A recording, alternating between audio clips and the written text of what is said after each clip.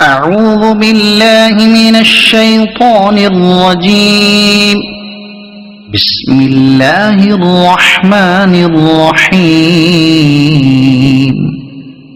والشمس وضحاها والقمر إذا تلاها والنهار إذا جلاها والليل إذا يغشاها والسماء وما بناها والأرض وما طحاها ونفس وما سواها فألهمها فجورها وتقواها قد أفلح من زكاها وقد خاب من دساها كذبت ثمود بطغواها إذ انبعث أشقاها فقال لهم رسول الله ناقة الله وسقياها فكذبوه فعقروها